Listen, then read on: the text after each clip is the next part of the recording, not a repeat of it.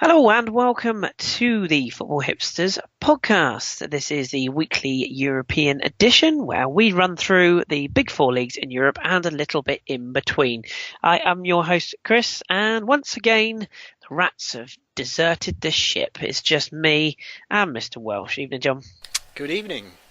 Just two of us once again steering the ship out of stormy waters into a clear path of championship winners and relegation fodders. So yes, we will. We'll do our best to keep our listeners entertained. We're just going to say off the top of the show, I should say, off the bat. It's going to probably be a bit of a short show this evening because obviously there is only two of us.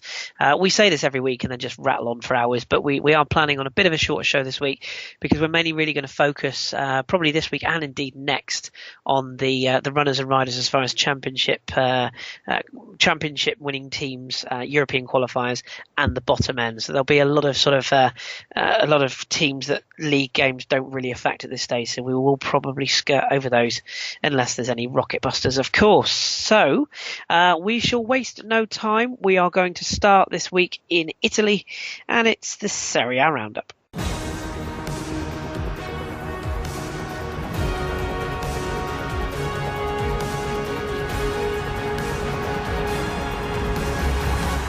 Right, John, let's start having a look at this weekend's SerieA action. Now, we're going to go, as we said, we're kind of going to be all over the place with our roundup this week. So we're going to start with the last game of the weekend, which was arguably the big game of the weekend, of course. If I said to you, when was the last time Juventus took the lead in a game and lost, would you know the answer? Because I'm buggered if I would, but that is exactly what happened when they went to the Olimpico. Yeah, I honestly don't have the stat off the top of my head, but it must be... I mean, it may have happened this season, I've just forgotten, but you're so used to once they go in front, they just win. And it looked like that, to be honest. They were causing a lot of problems. Mario Lemina get his first goal of the season, really nice. Ball from Storaro into Higuain, who just had a simple square pass, could have taken the shot, but squared it across for Lemina. And you thought, oh, okay, this is going to be enough. Juventus needed just a single point from the game to secure the title. Roma, however, really needed the win.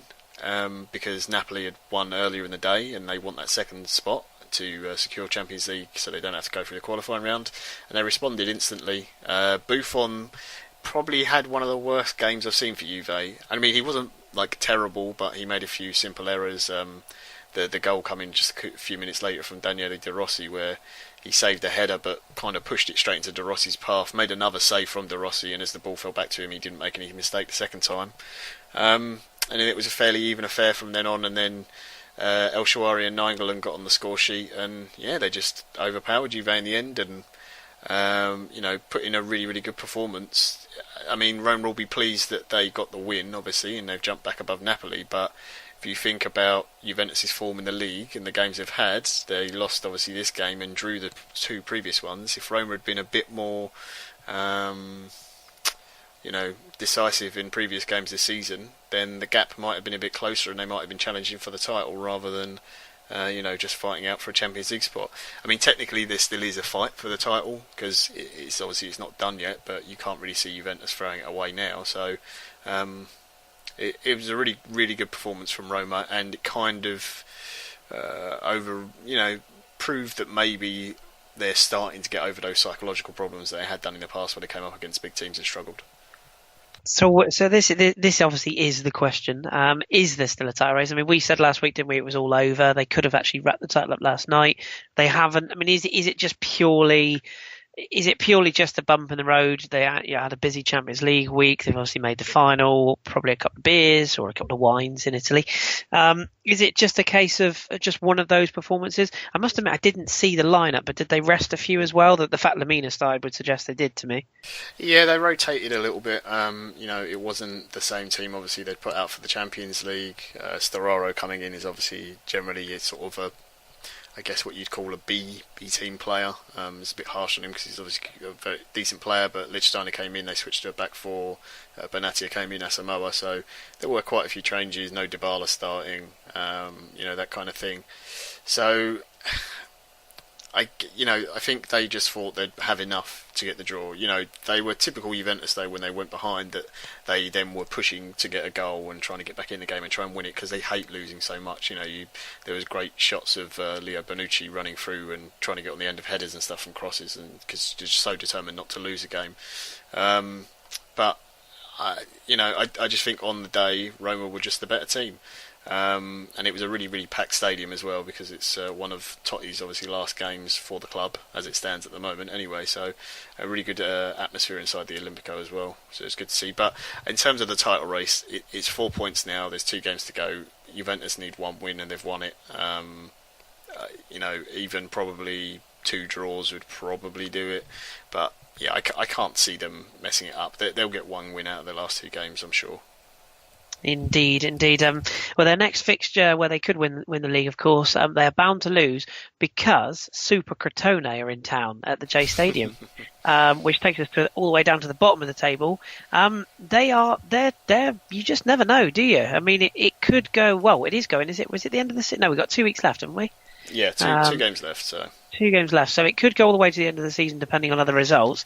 We know Pescara have gone, we know Palermo have gone, but there is a real 3-way fight now between Crotone, who have won, I think they're unbeaten in 5, they've won 3 of the last 5, Empoli, who had a mini revival and then lost again this weekend, drawing them back in, and Genoa, who've been in kind of freefall for weeks. Looking at the 3 results together then, Crotone rode in with the winner over Udinese. That's no mean feat, by the way, that result. To keep a clean sheet and beat Udinese is a good result for them.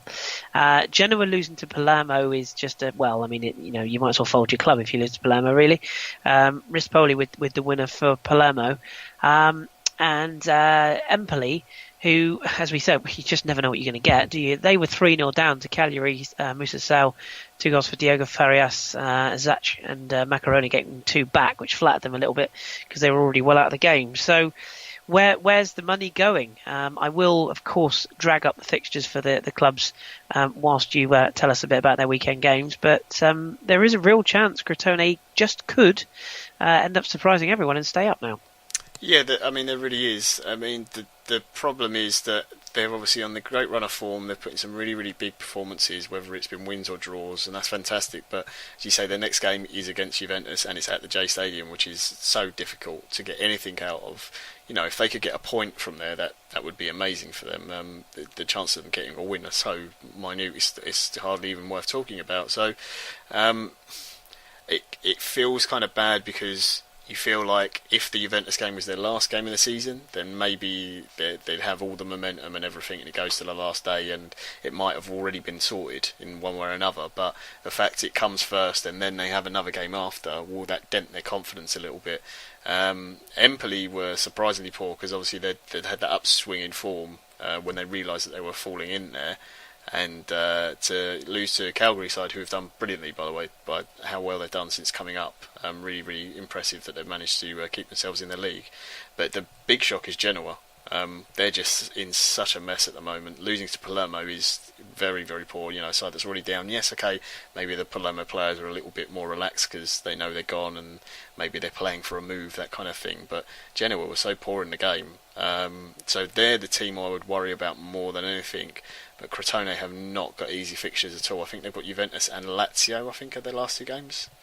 Yes, I'm looking at it now. Yeah, away to Juventus and home to Lazio to finish. Yeah, and Lazio have got one of the best away records in the league as well. So it's if they need to get something out of one of those 2 games. So you would say you'd put your money on the Lazio one, because Juve can win the title at home, and that's what they'd want to do. And Lazio game is going to be really, really difficult. The only advantage is perhaps the fact that Lazio can't get Champions League football now, so maybe they take their foot off the gas a little bit. And obviously they've got the cup final as well to play, so there's a chance maybe that does them a favour.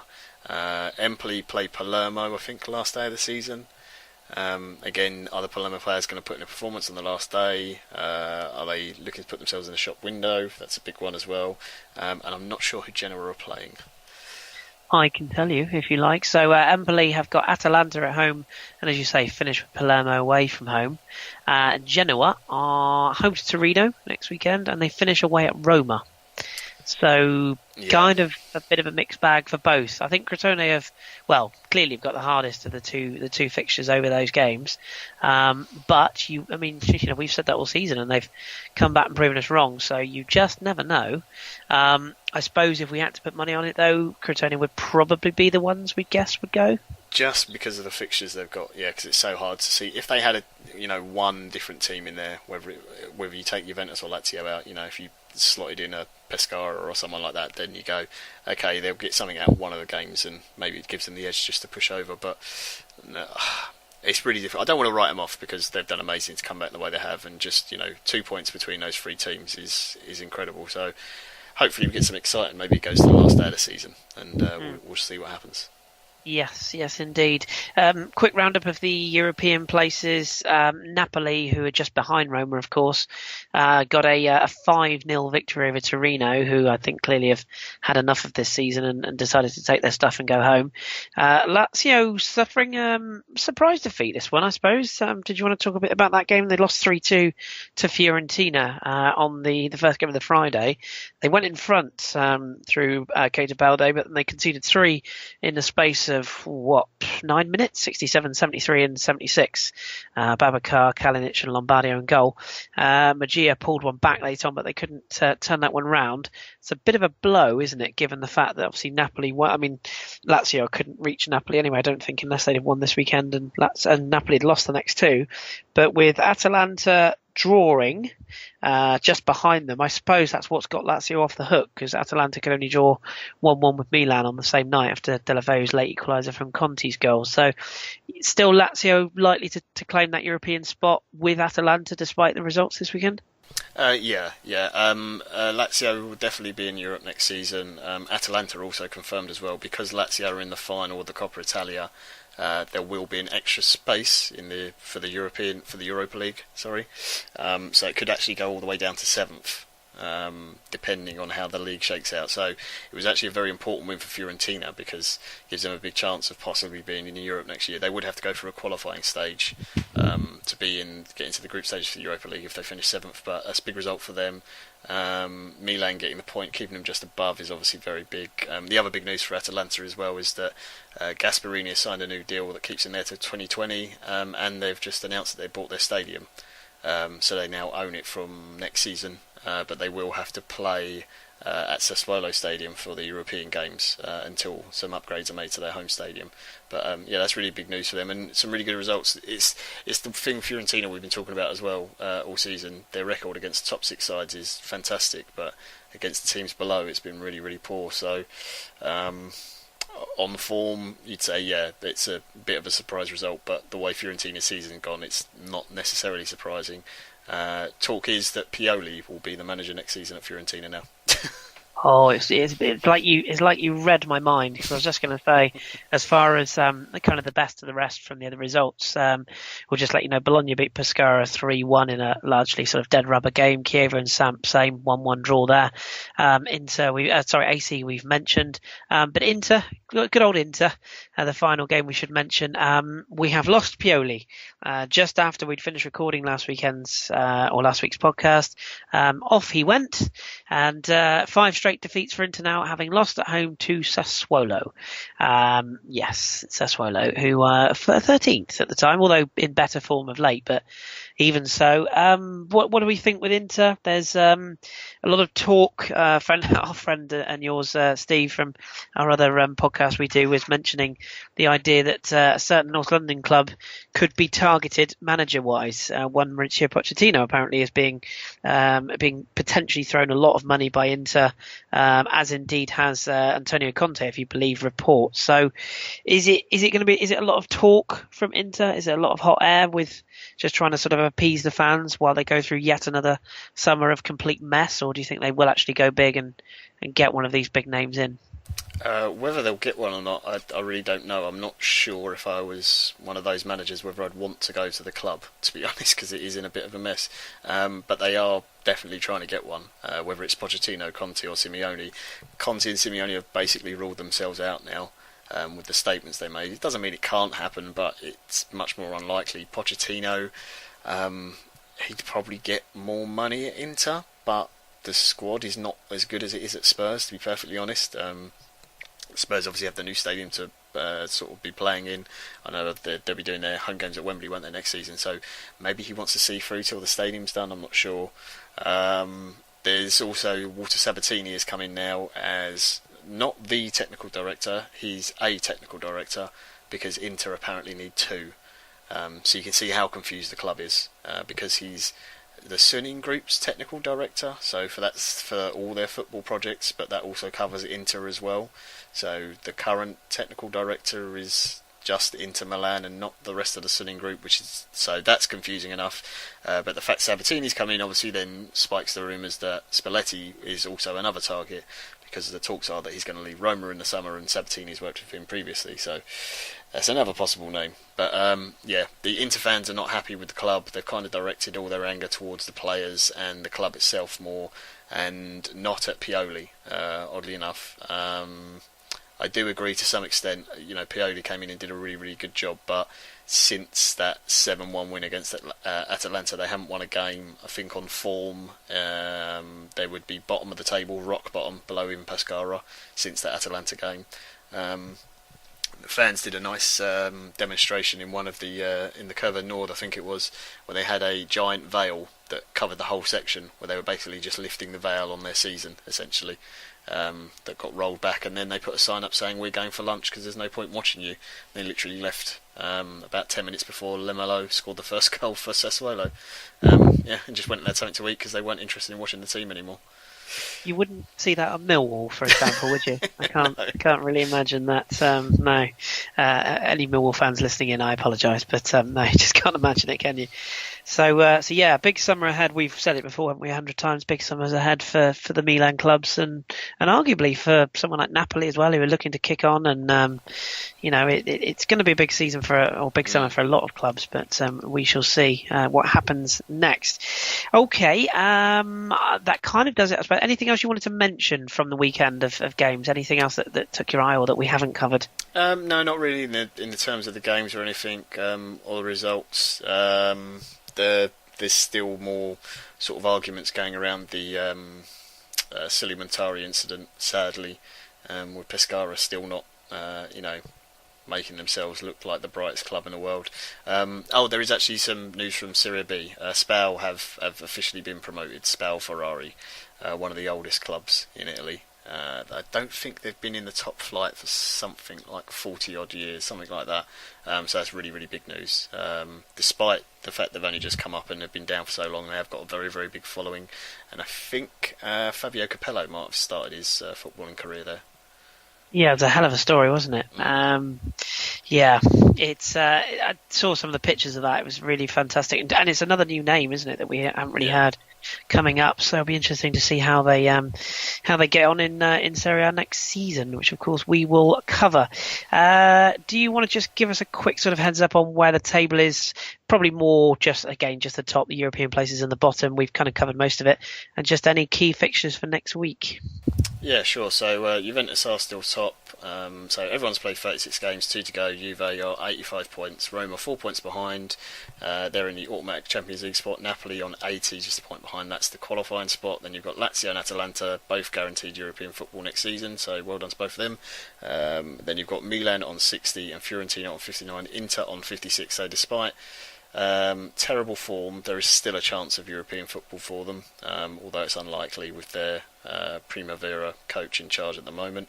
And then down at the bottom, you've got Pescara Palermo already relegated, Crotone in 18th, the last relegation spot. They're on 31, Empoli on 32, and Genoa on 33. Everyone else is safe and essentially got nothing to play for. Good times. What games are we looking out for next to affect the top and bottom? I suppose the Crotone Juve is the big one for both ends of the table next week. Yeah, I mean that's the big game at both ends.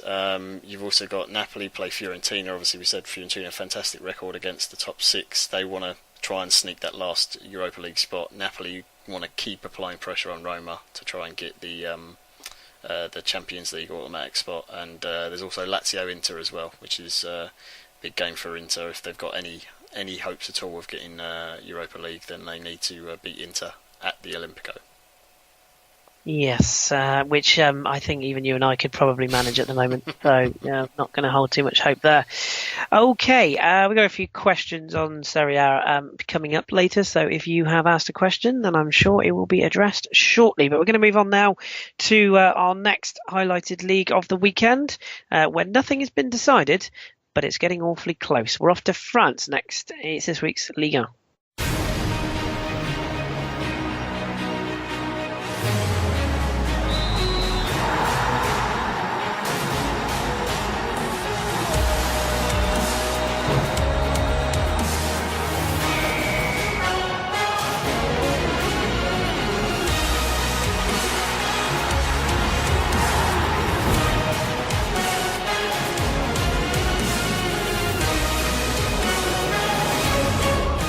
Okay, in a kind of a bit of a change up to things, I'm kind of going to host every segment this week and just sort of bounce some things around with John. So, John, obviously we know this weekend that Monaco could have clinched the title if they won and PSG lost, or indeed drew. That didn't actually happen because both teams won and won very comfortably. PSG turning over St Etienne, more on that one in a second, and meanwhile Monaco winning 4-0 against Lille. A couple of goals for Falcao, one for Bernardo Silva, and an own goal late on, sealing that victory for Monaco. Any doubts in your mind that Monaco are clinching this title? I mean, they've got St Etienne on Wednesday, which is the opportunity that they get to clinch it. So fresh off the defeat to PSG, St Etienne travel to Monaco. So do you think that will be the game that they do it? Yeah, I can't see anything but them winning. St Etienne, do they have anything to play for, really? It's so hard. Monaco at home have been fantastic this season. The number of goals they've scored, defensively they've been brilliant. I think they're averaging something like 2.8 goals a game or something like that. If they score, I think they have to score another 4, is it? In their last 2? No, actually, they might have already broken PSG's record from last season. They've scored 102 goals this season. Yeah, so they need to score 1 more goal, don't they, to break PSG's record, which is just phenomenal. Not just the number of goals that scored, but the way the defence has worked so well all season.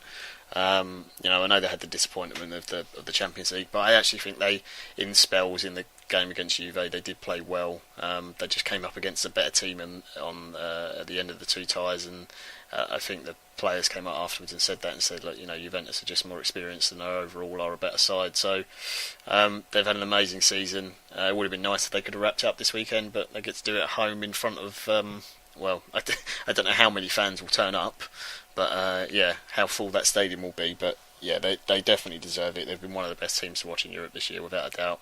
As for PSG, it's not a bad season. I mean, they've had some, disastrous spots. I suppose the Barcelona game being the big one. But in terms of points, goals scored, the defensive record, they've still done very, very well. They've just come up against a slightly more consistent team, I guess. Yeah, I think you make a fair assessment of that. It's hard to say, isn't it? Because PSG, at no point this season have they really blown me away. So I suppose it's a tough one because I think Monaco have just been so good.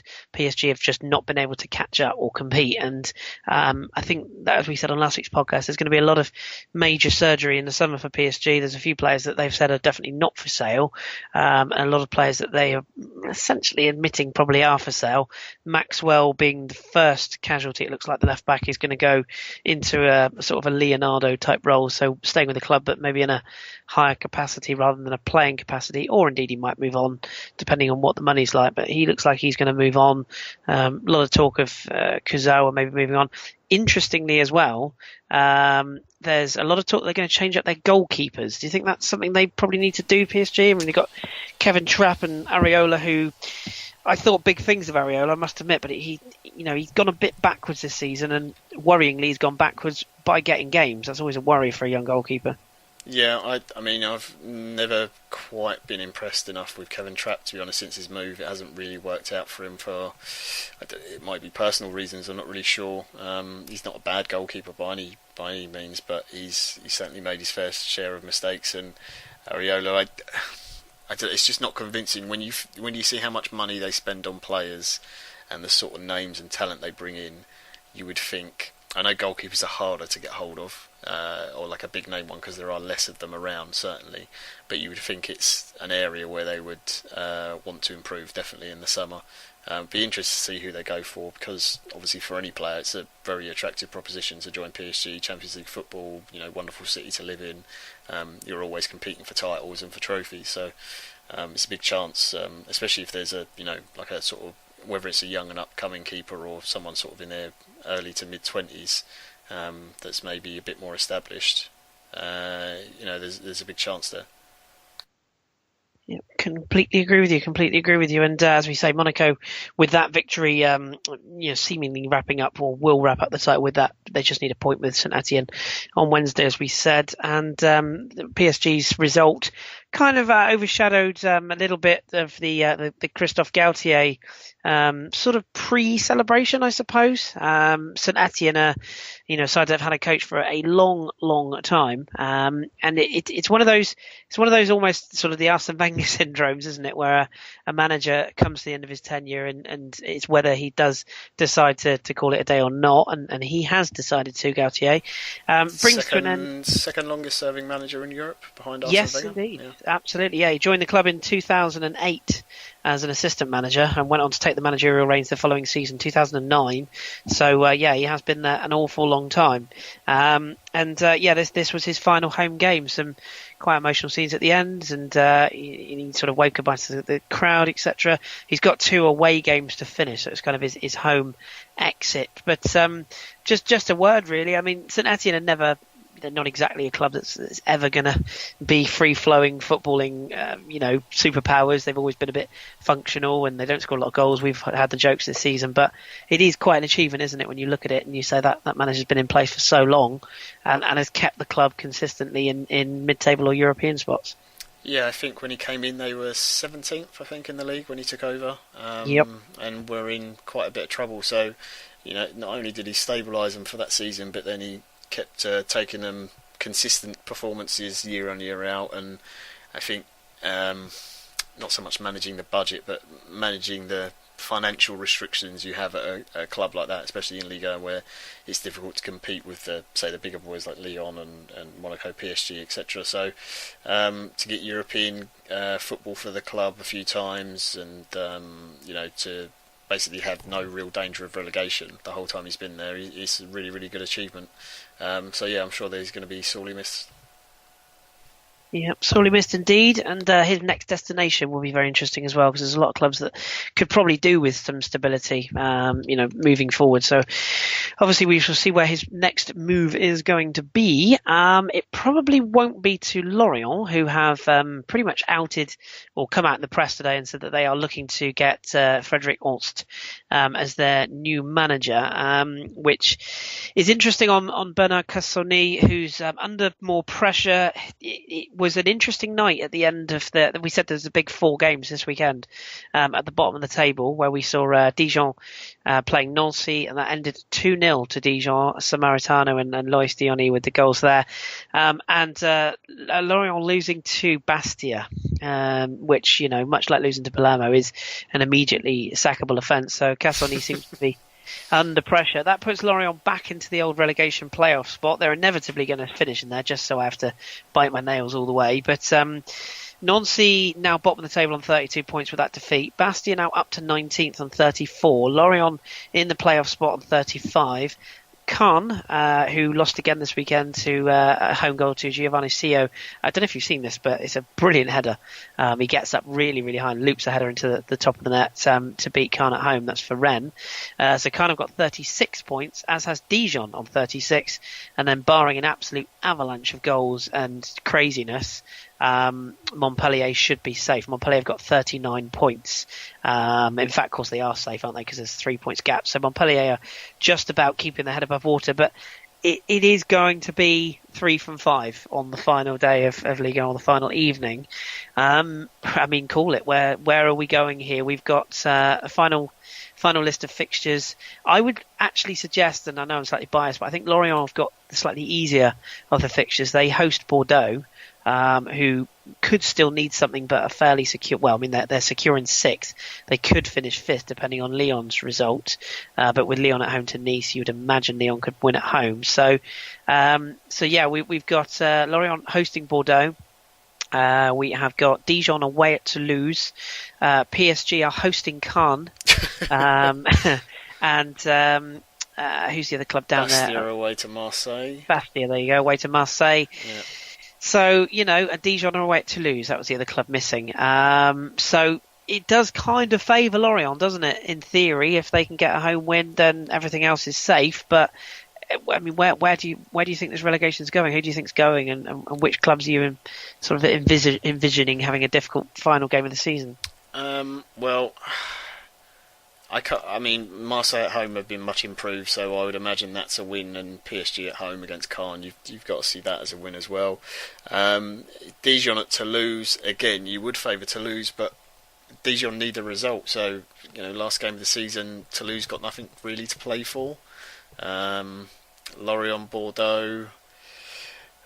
Bordeaux are a good side, but yeah, on their travels, I don't know. Nancy can only make the playoff places, if I'm right, if I've done my maths correctly.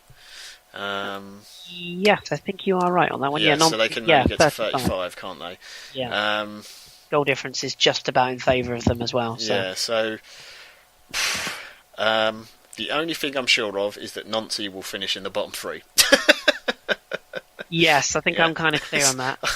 Honestly, it's so difficult to call because all the teams down there are probably the team with the best form is Dijon and then Bastia, which, I mean, how on earth are you supposed to read any results out of that? So I think Dijon will be fine, and then I think it's Lorient needs, if Lorient can get a point, then I think a draw might actually be enough. I can see Caen getting beat and Bastia as well. Yeah, and Nancy can only get to 35, so I completely agree. Although Monaco potentially will have the title sealed up by the time we play, I think PSG will probably, it's a home game, last game of the season, they'll probably want to go out with a bang, and I just can't see, even with PSG playing reserve side, I can't see Caen getting anything at the Parc des Princes. So if you assume Caen are going to lose, that means they remain on 36 points.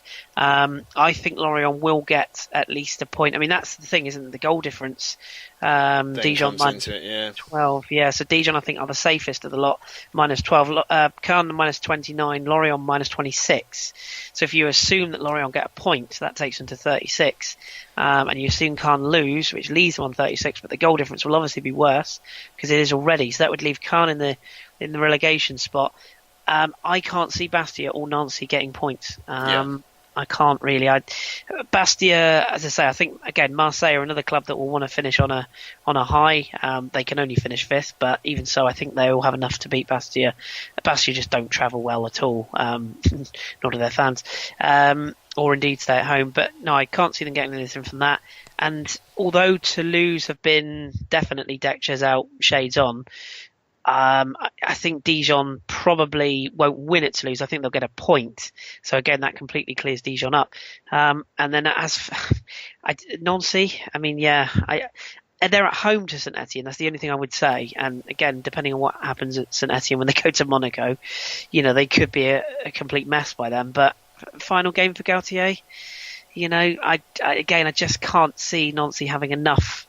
Maybe a draw at most. Maybe a draw. And that does them nothing. They have to win, and I think the thing is that they're going to have to go sort of all out in that game, which will probably suit Saint Etienne down to the ground. So I think that kind of plays into Saint Etienne's hand. So I would say if Lorient can get themselves a draw, then they're probably out of it. But I think Dijon, not mathematically yet, but I think should be fine in the end. Yeah, so I think we're both agreed then. We think Nancy and Bastia are doomed, and I think we both agree that Caen will probably finish in the relegation spot or the playoff spot. Now, at the time of recording, with one game to go in Ligue 2, the Domino's Pizza sponsored Ligue 2, let's not forget, at the moment they could be facing off against the playoff side, which currently are Troyes, who, do you remember last season we had the game of would they ever win a game? Yeah. Yeah, they had 1 point for so long and couldn't win a game, and well, they are on the verge of return, but it's very, very tight in Ligue 2. You've got Strasbourg atop 64 points, but they've drawn the last 2 games, so they are very much doing an Arsenal at the moment. Actually, no, it's probably called doing a Spurs at this stage of the season. That was naughty, wasn't it? But they are very much bottling it. They're two draws in the last 2 games. They could have secured promotion by now, so they have 64 points. Amiens are second with 63 points. They are on a hot streak, 5 straight wins, 3-0 against Laval at the weekend. But Troyes are currently in third in that playoff spot, 63 points as well. Lens, you'll remember them being a Gooner, of course. Yeah. They're on the verge as well, 62 points and in fourth. Brest, they're making a charge as well. They're fifth. They have lost 3 of the last 5, but the win last weekend against Bourg-en-Bresse means that they are on the outskirts. And in theory, Nîmes in sixth could still make it because they've got 61 points. So, I mean, I can't think of a league that's closer than that. The Ligue 1 title race ends, or the league ends on Friday next week. So to put you in the picture, Strasbourg against Bourg-en-Bresse, who are 14th, by the way, you'd expect Strasbourg to wrap up the title. So if they win that, Amiens are, I believe they're away from home at Ram, who were in Ligue 1 last season, of course. They're struggling. They're 7th this season. So we shall see if they can get the points there.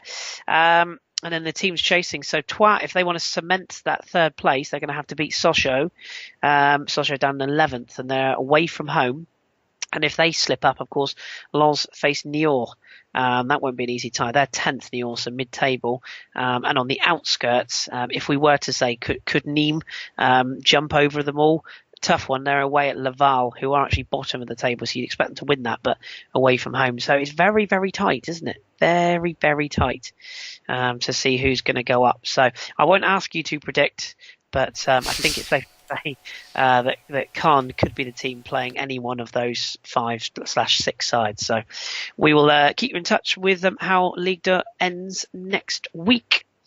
That's pretty much it for Liga. Not much else going on. As we say, Monaco can secure the title on Wednesday. Nice, we know, are going to finish third. They lost at home to Angers this weekend, so it wasn't their best outing. As far as the European places, Lyon now have secured 4th place. 66 points there, so they will be in the Europa League again next season. They'll hope they won't draw Ajax. Goals from Fekir and 2 for Lacazette, winning 3-1 at Montpellier to secure that one. Marseille look like they're going to be all good for 5th. They drew this weekend and 1-1 with Bordeaux, 59 points. They could be leapfrogged by the same side, Bordeaux, if they beat Lorient, of course, which we're all hoping they don't. But those 2 are secure, and then there's a 7-point gap to Nantes, who are obviously going to finish where they are.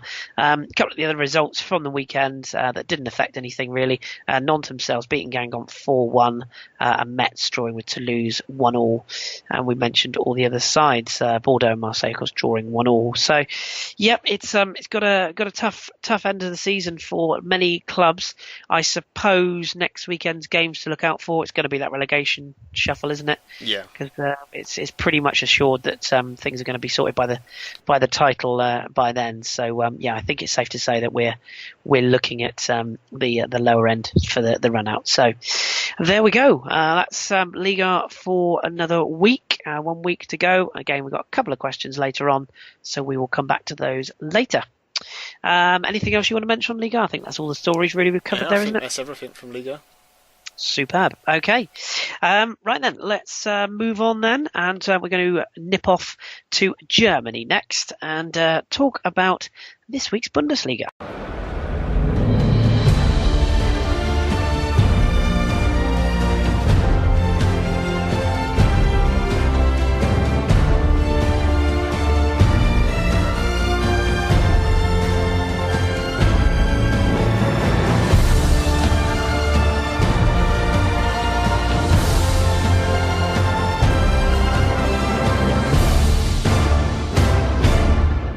Right, Bundesliga this week. Now we know Bayern Munich are the champions of the Bundesliga, so we know that bit's out of the way. We should just touch very briefly on their mental game with RB Leipzig. 4-2 down with 6 minutes to go. 1-5-4. It's not bad, is it? Really, really impressive comeback. I thought Leipzig were much the better team, at least at the start of the game. And they proved that, and they went 3-1 up, and eventually got to 4-2, and it looked like it was all sealed up. But Bayern Munich do not like losing. It's kind of a feature of not just them, but all the top teams that win leagues. Juventus have it, Real Madrid, Barca, Monaco have had it this season, and they fought back really, really well. Some amazing goals, and one in particular from Arjen Robben, who didn't do the one thing he's sort of famous for. I mean, he did cut in on the left side eventually, but he didn't do it straight away. Really brilliant individual goal. He beat, I think, 3 players, and just as he got to the edge of the box, defenders coming across, and you think, yeah, he's going to do his usual chop to left and curl it in the top corner, but he carried on running straight. Defender that was then in an awkward position, didn't want to touch him. He then came back in on the left hand side and a little chip over the keeper. Really, really impressive performance, and I think it shows. I was listening to Rafa Honigstein talk about Bayern Munich, and he was saying how individually they're all amazingly talented players, but as a collective they're missing something, and it's not quite working. The midfield isn't quite working properly in transfer from the defence to attack, and also defending back as well, and it's something that they need to work on. And obviously they've got the real big thing of Xabi and Philipp Lahm retiring this season, so they're 2 huge names to replace in the team. But I think the exciting prospect is, from this game, obviously Leipzig were disappointed that they lost it in the end, but that performance they put in shows how much they pushed Bayern, and that I think sometimes people accuse Bayern Munich of having it all too easy in the Bundesliga, and actually, I know there is obviously a big points difference, but I think they were pushed for large sections of this season by RB Leipzig. Dortmund didn't have their best ever season, to be fair. Wolfsburg and Leverkusen, the other big clubs, have really underperformed this year, so if those clubs can really get their act together and join the likes of Leipzig, then Bayern Munich are going to have a much tougher time, and it might actually help them in Europe next season as well, because I think that perhaps that lack of competition in the Bundesliga at times has made it, a little bit, their performance is a little bit too casual sometimes on the European stage. Yeah, I think it's one of those games as well, wasn't it? It's just, I don't think anyone would have seen that coming. It's just completely crackers end to the game. But we know, as I say, Bayern Munich are champions. RB Leipzig, with that defeat, doesn't change the fact they are going to finish second. But Borussia Dortmund and Hoffenheim are in a straight shootout for third. At the moment, Dortmund just ahead. But after beating Hoffenheim last week, they rather kind of blew it this week, because they had an away game with Augsburg, who down in 14th, you would have expected Dortmund to tighten the grip and have it in their own hands going into the end of the season. It is still in their own hands but they drew 1-1 with Augsburg, which kind of opened the door for Hoffenheim to put pressure on going into the final game of the season. And they did just that with a 5-3 victory for Werder Bremen, who seem to have gone back to bipolar Werder Bremen in the recent weeks. They were 5-0 up inside 51 minutes, and then a couple of late goals made it respectable. Yeah, they were actually above Dortmund, were it not for the 3 goals that Bremen scored. Yeah, on goal difference. Indeed. Yeah, gutted. And they conceded 1 on the 59th minute, Gabriel Selassie, and then 2 in the last 4 minutes, Bug Frede and Bauer. So it's a bit of a kick in the proverbial bits for them. But who would you probably back going into this final day? I mean, Dortmund, as you say, Dortmund have got it in their hands. They are technically the favourites going into that final game of the season, but Hoffenheim have still got an opportunity. Dortmund, we should say, at home to Bremen. So you would think it's their favourites, and Hoffenheim ironically face Augsburg, who took points off Dortmund last week. So is it still Dortmund's to chuck away that third spot? You would think so. They've got the maybe not on the pitch, but in terms of the squad, they've got the more experienced players who are used to this sort of thing. But Hoffenheim it's so difficult to write them off, because last season they were relegation fodder, and this year they're Champions League chasers. This is absolutely unbelievable. So you expect Dortmund to pull it off. Bremen have been, other than that performance obviously against Hoffenheim, they have been playing very, very well. So it won't be made easy for them, that's for sure. There is some good news for Dortmund though, that Marc Bartra is back in training. after obviously the horrible incident with the explosion at the bus in the Champions League. And it looks like, hopefully, I assume he'll have to wear some sort of cast, but on his arm. But he should be available for the cup final for Dortmund, which would be really, really good for them, because they lost Julian Weigl to quite a nasty ankle injury that could see him out for quite a while. I think that was this weekend, wasn't it? Yes, yeah, that's they reckon that's going to be quite a severe injury. So that's a little bit of that. That's going to be the big worry, I think, for Dortmund, because he's, for such a young player, he's so integral to what they do. And I think that will be the concern for Dortmund as they look ahead to that cup final. So we still think logically they're going to be the team that will go into that third place. Well, it's almost the third place playoff, isn't it? Straight shootout between the two sides. Down at the bottom, though, crikey, where on earth do we begin? So we know that Ingolstadt have gone. We know that Darmstadt eventually have taken out the back and ended. We know they've gone, but we don't know who's going to go into that playoff, and it is any team from 1, 2, 3, 4, 5 teams, I think, all the way up to even Leverkusen could technically still go, although, well, you'd have to. I think Hamburg would have to score 20 odd goals without reply. Yeah. So I think we can say Leverkusen are safe now. Fair enough. I'll maybe even Mainz with -9 goals. I think we can take them out as well. Probably even -16 goals of Augsburg. But I mean, it's actually no, we can't take them out because they're a point worse off, aren't they? So they are still in it. But I mean, it's close. It's close. I mean, is this the season we see? It's hard to say, isn't it? Go down, because of course we don't know who they're going to play in the playoff. And Hamburg were here last season, and they managed to scrape away. Just having a look at Bundesliga 2, we've got Stuttgart and Hanover. Are going to be coming back, barring anything nuts. I think with one game to go there, the goal difference, there's a 5-goal swing between Eintracht Braunschweig in second, Stuttgart +23, Hanover +19, Eintracht Braunschweig +13. So you'd think the top two are pretty much secured. I should say Stuttgart lost. They could have secured the title this weekend, but they lost to Hanover, funnily enough. So that's a final shootout on the end of the season for who wins the title. But it looks like Braunschweig, in fact, they are secure now in that third spot. So unless Braunschweig win, and I think, as I say, they're going to have to win by 6 clear goals, it's fairly likely that Braunschweig are going to be the side that are going to face the team that finish in that position in the Bundesliga. Yeah. So, I mean, is it Hamburg for you that are going to be the team that drop in? I will get the fixtures up and tell you who's got who. Well, this is the big excitement, is the last game Hamburg face Wolfsburg. Of course they do. Yes, of course they do. So, I mean, look at Augsburg are away to Hoffenheim, which you expect Hoffenheim would win. Mainz are away at Cologne. Again, you expect Cologne to win that. So, I mean, I'm guessing, and I obviously could be wrong with the predictions, but I would expect it comes down between who wins the game in the Hamburg-Wolfsburg match, honestly, which is crazy to think that, Hamburg could win and put Wolfsburg into the relegation playoff. I would assume that Wolfsburg would be good enough to win the playoff, but their form has been rocky all season, and they haven't been putting the performances in.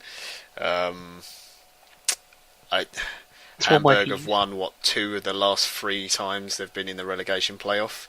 If they finish there again, this is the 3rd time in 4 years. So they've got experience, I guess, doing it. But if they get in there again, I think we've said it before. I think it's one of those things where I think sometimes a team sometimes needs to go down and start again. It just hasn't really worked out there. As for Wolfsburg, I think come the summer there will be some changes. I'm not sure whether Yonkers will still have the job come summertime, and I'm sure there'll be big ins and outs at the club. Yeah, I think like you, I think I'm gonna Hamburg. Who's at home? Let me have a quick look. Hamburg are at home. Hamburg are at home. I mean, that doesn't really give you much of a barometer, actually, does it? Because Hamburg have been terrible home and away. But yeah, I think that what scenario is there any scenario that could see any of the other clubs slip in? I don't think there is there? Unless I suppose if those two draw, that could open the door to other teams coming in, or leapfrogging. I think basically what would need to happen is Hamburg would need to beat Wolfsburg, and then Augsburg or Mainz most likely Augsburg, because Mainz have got -9 goal difference. Augsburg would need to be beaten by 2 goals more than the Hamburg result. I think the maths would work that way.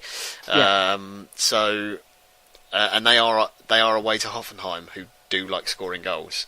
Yeah. So it's not inconceivable. And need goals as well. Yeah. Need goals. So yeah.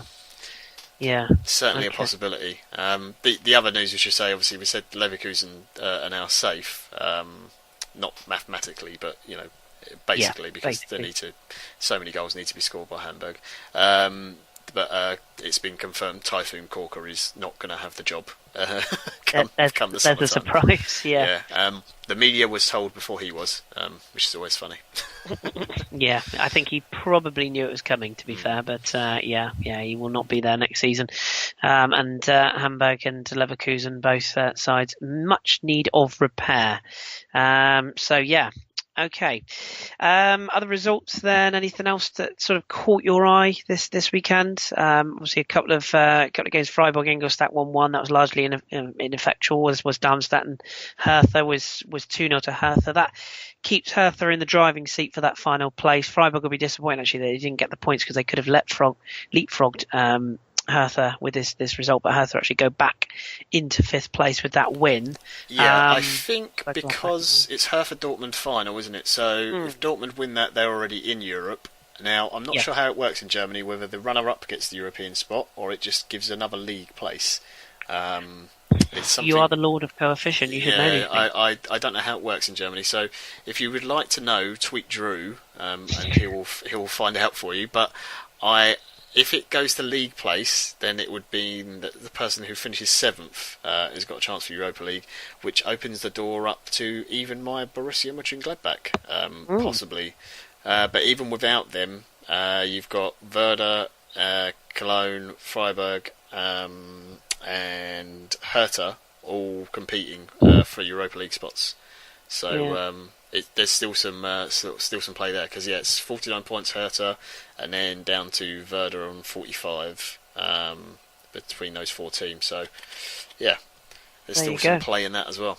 Yes, indeed. There you go. So, it's all getting close up, and that's the classic fobbing off there. If you want to know more, ask Drew. So, there you go.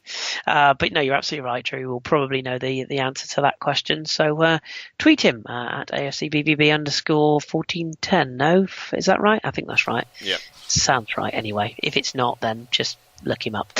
Anywho, so that's Bundesliga done then. I guess again the game we're looking at next week is got to be Wolfsburg Hamburg. That's the game we're gonna focus on next week, I would assume. all the games kick off at the same time as this sort of tradition in all the leagues. So Saturday 2:30, that will be the big one. But there's plenty of other games that have stuff on the line for them. I mean, Bremen, Dortmund, Champions League and Europa League competition for both of them that they're fighting for to guarantee whether they're qualifying for it or not, that kind of thing. So plenty to watch, whoever you're following.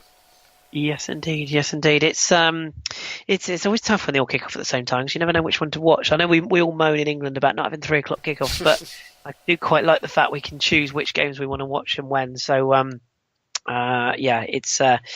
it's going to be going close to the wire. So we'll be across those games, of course, next week and see who goes down. I think I'm going to stick with Hamburg going, but I say going into that relegation spot. We shall see. So, and again, next week we'll work out and tell you who's qualified from Bundesliga's via as well. So join us for that. Right, we'll leave Germany there. We've got a couple of questions again on Germany later on, so we'll be back for those in a tick.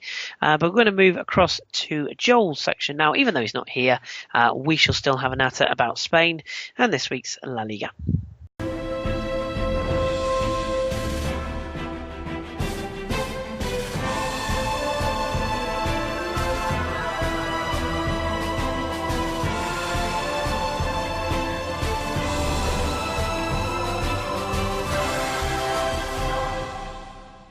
Right. We have the benefit of notes this week, John. This is good. Wonderful. I know. So we can almost pretend that we know what we're talking about this week, which is great. So Joel wants to start, of course, with Real Madrid. Where else? Real Madrid and Barcelona, the title race going to the wire. Well, Real Madrid got a 4-1 victory over Sevilla. I did see little bits and bobs of this. I turned over, actually, as Ronaldo got the second goal, weirdly. It was literally as I turned over, he scored the second. He scored 2 on the night. Did you see Nacho's cheeky free kick as well? Yes, I did. That was a little bit naughty, I thought. I mean, he's done nothing wrong, essentially. He's trying to, get his team an advantage. I get that. But it looked like, for anyone who hasn't seen it, basically there was a foul. It was a kill foul on Asensio, sort of just a couple of yards back from the edge of the box. And Nacho standing there and takes the free kick straight away. Everyone's seen that kind of thing happen before.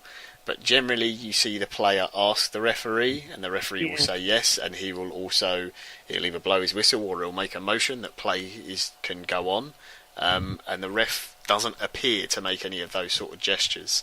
So the Sevilla players were incensed, to say the least, with that. But I mean, if you're Nacho, that's just very clever play and quick thinking. I don't think it's necessarily going to affect the result overall in the end, because it was 4-1. But Sevilla will be disappointed, because I didn't see the whole game, but I saw highlights, and a certain Stefan Jovetic, who did get the one goal for Sevilla, had a really, really good game, and on another day he could have had 3 or 4 goals himself if it wasn't for the post at one point and then the crossbar another. Yeah. It was, as you say, a bit of a cheeky. It was a bit Thierry Henry at Villa Park-esque, wasn't it? In a way, if anyone remembers that goal. But then, as you say, clearly Henry asked if he could take the free kick, so maybe that's a bad example to use. But nevertheless, it was kind of cheeky. But yeah, they got a 4-1 victory in the end, which is the tale of the two who finished the better, is what Joel's written here. He said Sevilla had a lot of good chances, but they couldn't put them away. Yeah. Correa, Jovetic hit the crossbar, hit the post. Keylor Navas made some amazing saves. Really, really, really good saves. Jovetic, that was sort of the form that you saw when he was first sort of appeared in SerieA, the way he was playing. Correa should have definitely scored again. The two goals in particular for Madrid I did want to pick out as well. Ronaldo's second, hit first time left foot, unbelievable, just the power and the accuracy he gets on it from the tightest angle. There's the old saying, your goalkeeper shouldn't be beaten at the near post, but there's absolutely no chance of the keeper, even if he put his hands there, his hand's going to get taken off. It's just an absolute rocket. And Toni Kroos's goal was the complete opposite, in the way he let it run across his body, and just the slightest flick with the outside of his boot just to get the momentum and the curve on it into the bottom corner was sort of like a really nice, smooth, classy, silky goal, typical Toni Kroos style. I was going to say, very German. Yeah, it's very German indeed. But yeah, both goals worth looking up. But Madrid should be very thankful for Keylor Navas in this game, because he was fantastic. Yeah, it's very, very much a clinical performance from Real Madrid in the end, and it needed to be, because Barcelona also won 4-1, so it's direct symmetry. A Neymar hat-trick on his return from suspension, I think I'm right in saying. They did what they had to do, basically, in this game against Las Palmas, and Joel has put here, they keep the pressure on Real Madrid. Not a great performance, but highlights the effectiveness of MSN. Is that kind of the tale of Barcelona this season, where they've not really been... It sounds ridiculous to say not their free-flowing best, but you know what I mean. They haven't quite been at the level we expect of Barca, particularly when you look at their Champions League run. But nevertheless, when they've got those three in the side, they've got enough to beat sides on their own. Yeah, some of the goals, there's I think it was the Suarez goal. Iniesta did. Biscuits did a ridiculous back heel without even looking. That was like inch perfect for Iniesta, because he just knew that he was going to be there in that pocket of space, because he'd already seen it before he'd looked. And Iniesta then does a ridiculous ball outside of the boot, and Neymar squares it beautifully for Suarez. Or it might be the other way around. No, sorry, Suarez squares it beautifully for Neymar, and it just perfect football. Like, just the football everyone would want to watch. But then other times you watch them in the same game and you think, why is this not working? You've got such ridiculously talented players, and it's just not as smooth and fluid as it should be. I still don't know quite what it is. The midfield doesn't seem to quite work. I think they still lack those, in particular now, because they do play Messi and Neymar as the wide men. Messi obviously likes to come inside.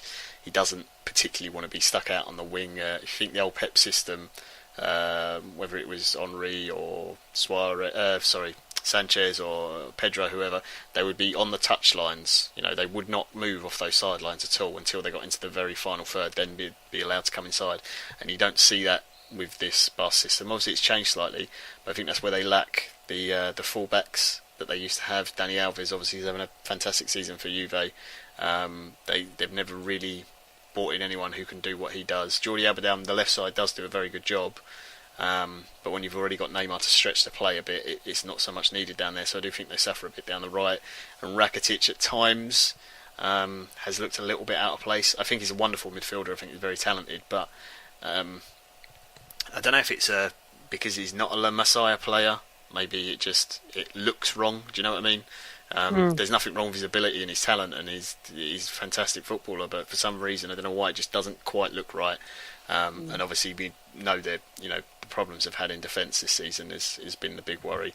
There was a possible shout for a Lucas Digne red card in this game as well, very early on. I think it was Boateng he brought down just outside the box. And there's a argument, maybe he was last man. Titi looked like he was just about going to get across in time. But yeah, it was one of those 50-50 calls, and if that had gone Las Palmas' way, then maybe the game goes a different way. But yeah, they've still got so much up front that you're always going to cause problems.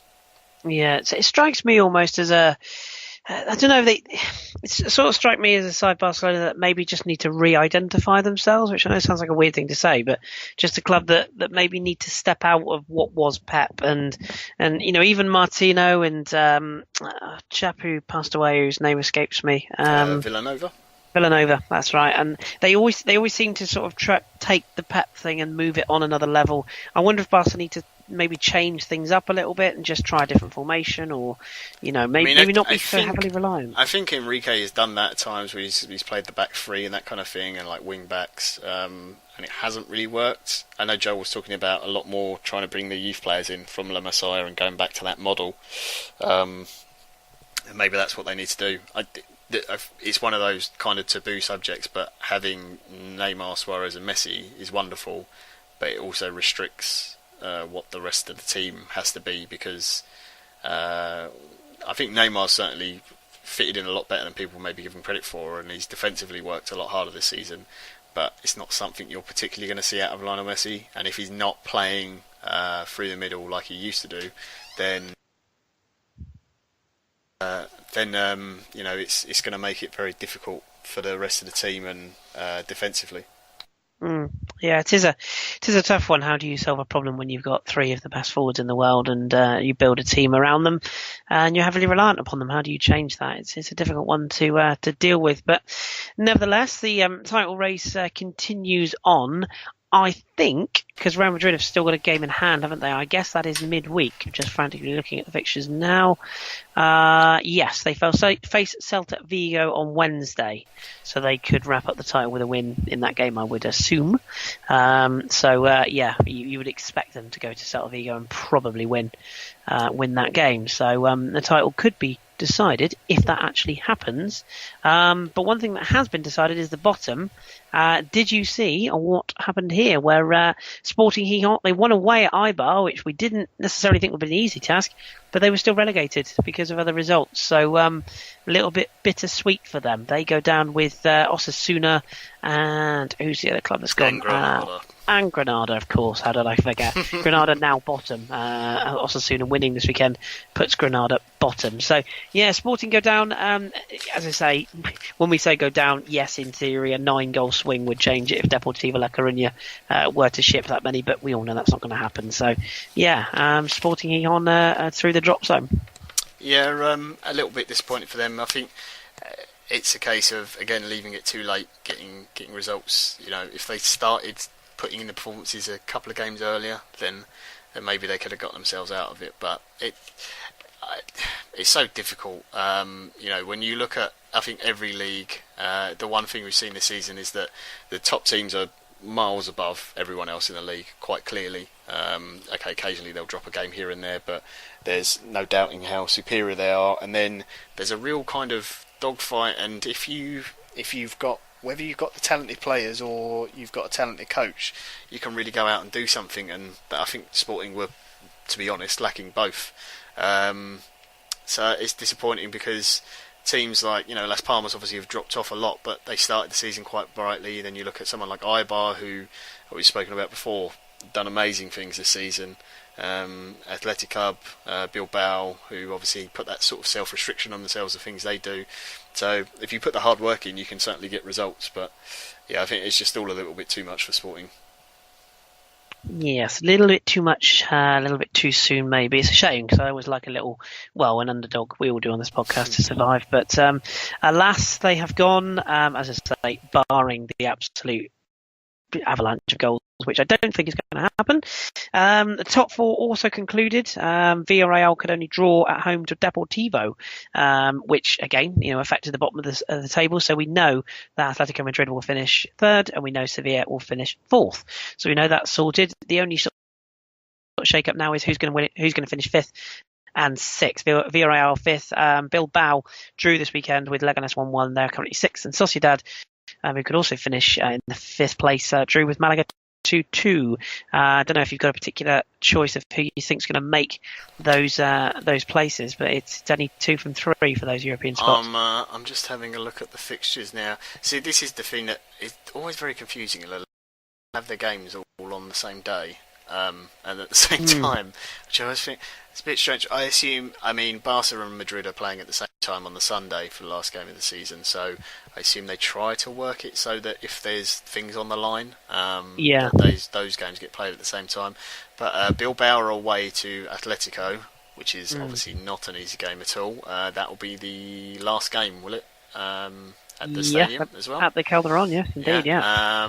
And then, assuming it's ready, of course, next season. But yes, that is true. Villarreal are away to Valencia. And Sociedad are away to Celta. Yes, which won't be easy. Although Celta's season now done after exiting the Europa League. I would, they're all away. They've all got tough games, but I guess Villarreal's. I'm saying that Celta Vigo have basically thrown the league in, haven't they? I know they threw it in for good reason, obviously, for the Europa League to try and get to the final, but I guess Villarreal or Sociedad, maybe? Fancy Sociedad, weirdly. Yeah, maybe. I could see them beating Celta. Valencia at home are better, and their form sort of upturned, and Atletico's form is upturned as well. So, last game as well, so I can't see Bilbao getting anything out of that, to be honest. So maybe Sociedad can pip it at the last day. Yeah, I fancy them. I just got a sort of an inkling that they might be able to go away to Celta and get something. We should really have asked Joel, shouldn't we, what he thought, preempting things. But yeah, I do fancy that. So when Sociedad come crashing and burning and don't win it, then obviously we know nothing at all. But Joel did just want to mention Valencia quickly. He said a good win away at Espanyol, and they've now confirmed that Marcelino will be their head coach next season. He's the former Villarreal coach, isn't he? I think, from memory. Yeah. So so interestingly to see how that goes. And Alaves, of course, warmed up for the cup final with a 3-1 win over Celta, who, as you rightly said just then, are in freefall. Alaves in the cup final. Is that the Copa del Rey final? I presume it is. Yes, I think that is. Yeah. Yes, they play Barcelona on Saturday the 27th, so 2 weeks' time, in the Copa del Rey final, the King of Cups, or Cup of Kings, whatever it's called. Don't think they're going to go into that one as favourites somehow, but you never know. You just never know. So good luck to them on their trials and tribulations. So as we say, with the table, we know basically everything's sorted now. We just need to know who's going to finish in those last 2 European spots, and Real Madrid this time next week could be champions. Do you foresee them going to Celta and winning comfortably to secure the title? I can't really see anything else, can you, on that Wednesday fixture? Yeah, I'd imagine so. Celta obviously in the league have been putting out very weak teams, so they've got the best players available for the Europa League campaign. Those players can come back in now. I can't see them really. This Madrid team at the moment, they're just they're not. At times they're spectacular. Again, it's kind of like the Barcelona team. At times spectacular, but most of the time, more than not, they're functional. I don't mean to sound insulting because they're winning so many games and it's fantastic and it's proving to get results, but it's not as I don't know. It's not quite as exciting as Madrid teams of old, I guess. Yeah. Yeah, it's weird when you call for how much functional. It's bizarre as well because they've got two of my favourite midfielders in the world in Luka Modric and Toni Kroos, who are just superb players, and obviously Ronaldo Asensio is a wonderful young talent. I think he's superb, and Morata and James. There's so many of them. Same with Barcelona. They've got loads of players I absolutely adore watching, but yeah, they just for whatever reason just don't seem to have all quite clicked this season. They haven't been vintage, but yeah, I'd expect them to go and get the result.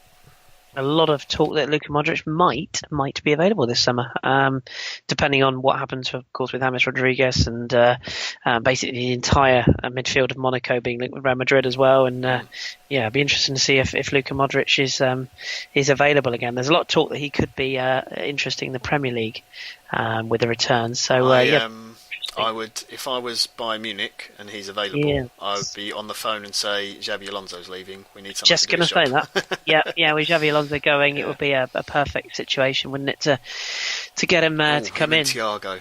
Oh, that wouldn't be too bad, would it? Absolutely. So yeah, interesting. Big summer ahead for Real Madrid, who you can only imagine will be spending big once again. That's what they do.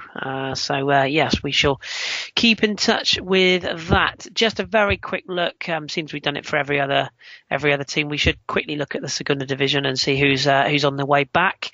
Well, we know Levante are coming back because they've got 80 points and they're a mile ahead of Girona, who are second.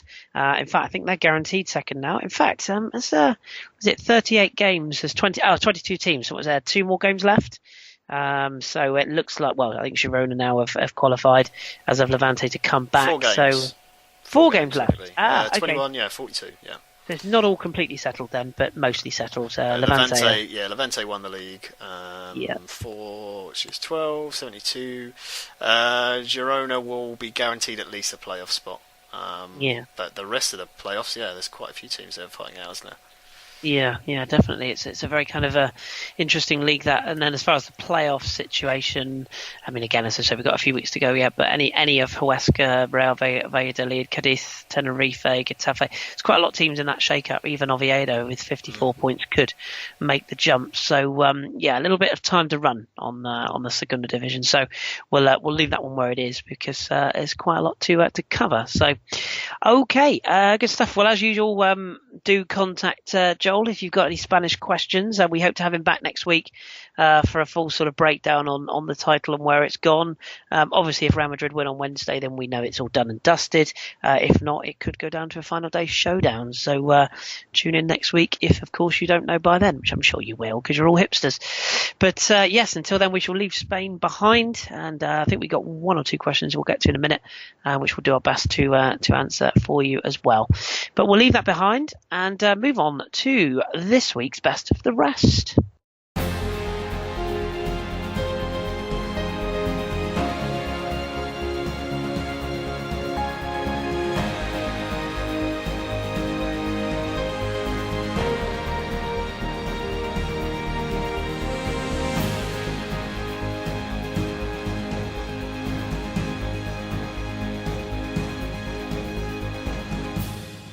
Okay, 2 Best of the Rest for you this evening, and we're just going to focus on 2 title winners.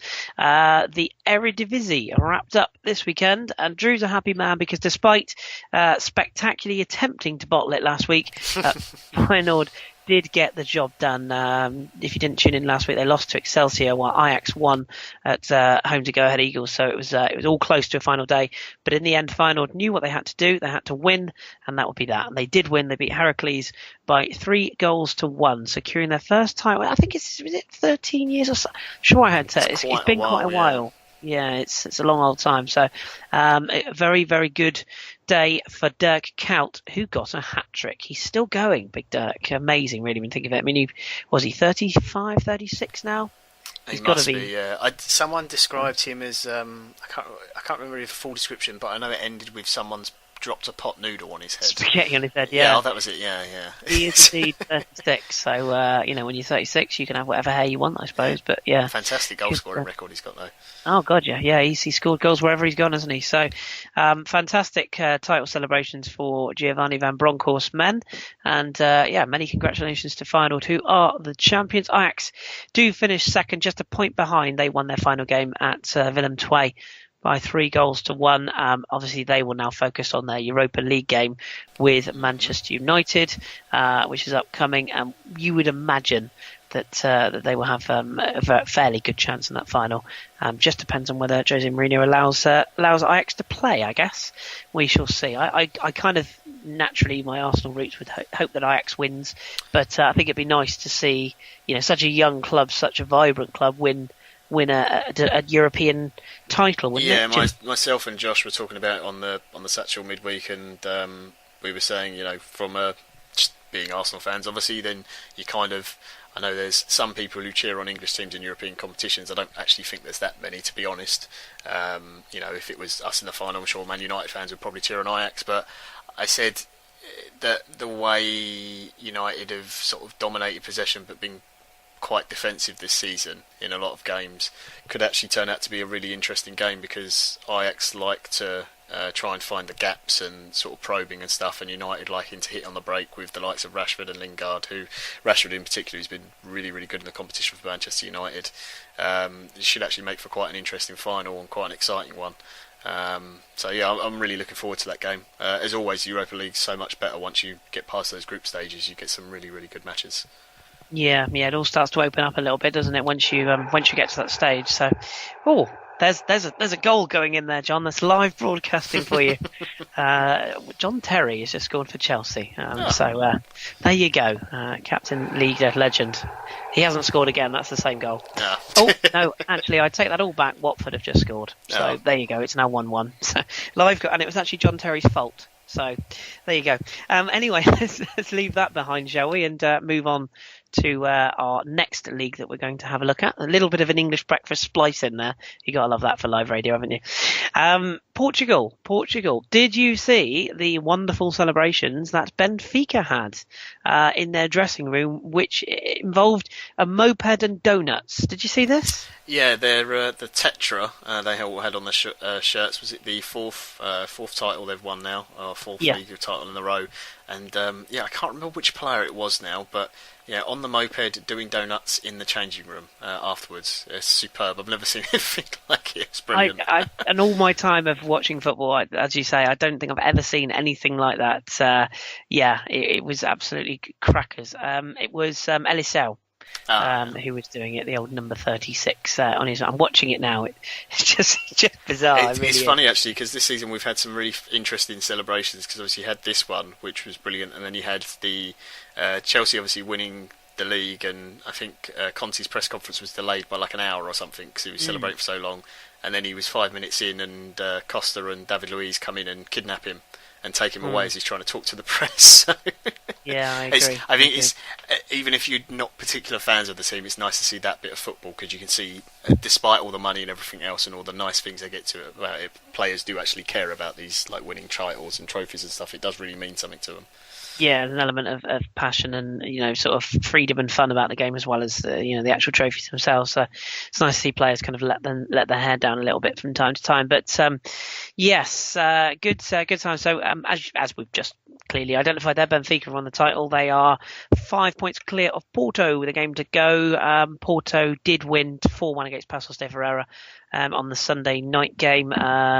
Goal there for Diego Jota, another goal for Andre Silva. He thinks going to probably move on. Hector Herrera will probably move on as well.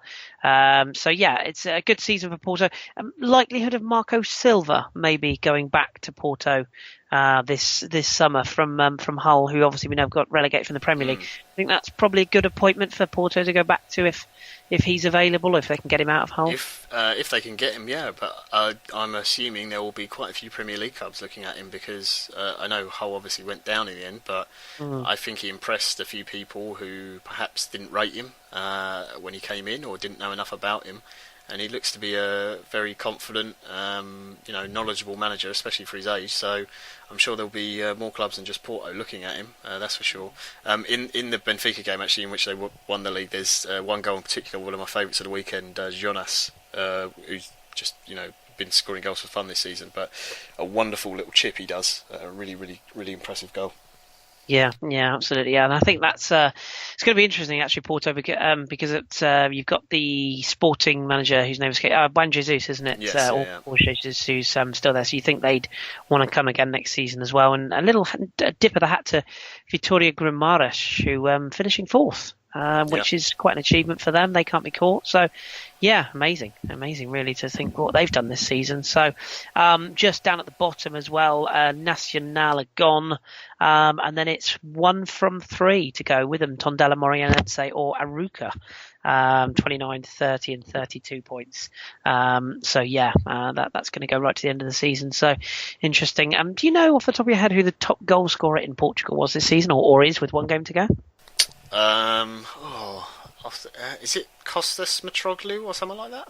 No, he's got 15, which is impressive. But all the way out at the top, 31 goals this season, Bas Dost. Remember him? Oh, yes, I completely forgot he'd gone there, yeah.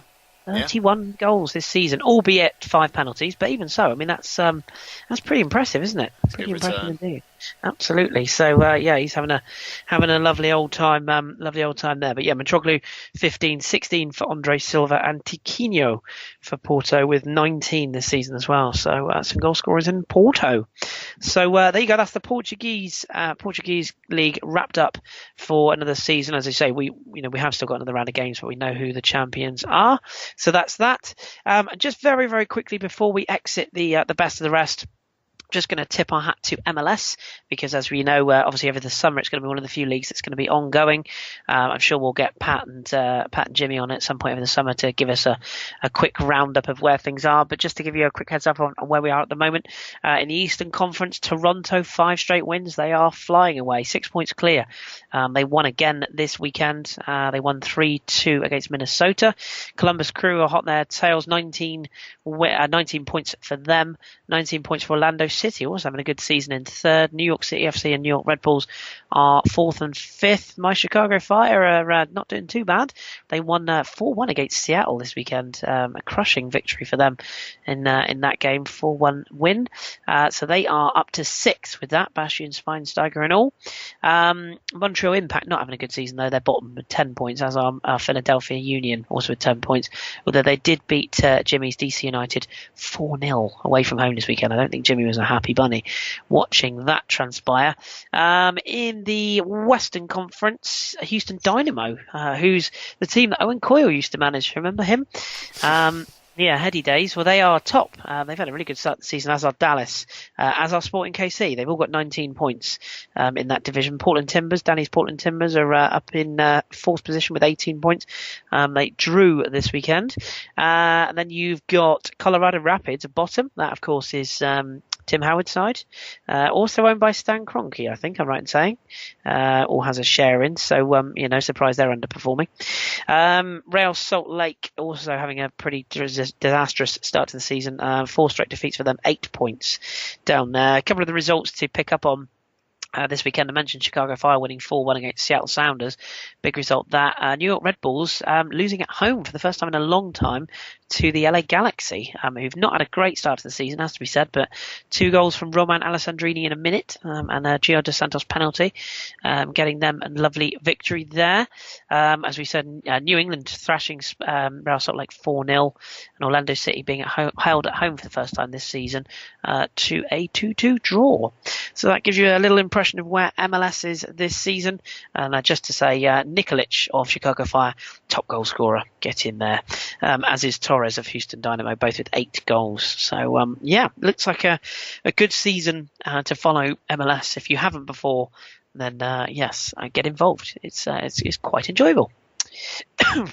Right, I'll just choke my guts up there. That's all the excitement of MLS has got to me. Right, we will leave the best of the rest there for another week.